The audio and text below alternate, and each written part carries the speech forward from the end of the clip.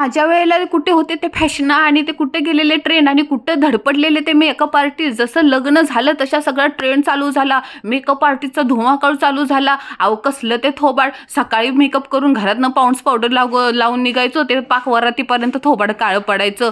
आणि का त्याच साडीवरती, पिवळ्या साडीवरती हळद लावायची आणि तीच पळत पळत जायची आणि तांदळाची साडी घालून यायची. अहो नुसता राडा असायचा. आणि आता काय पर्सनल मेकअप आर्टिस्ट काय बोलवतात आहे, परीसारखे डोळे, ते पंखासारखे हेअरस्टाईल काय करतात आहे.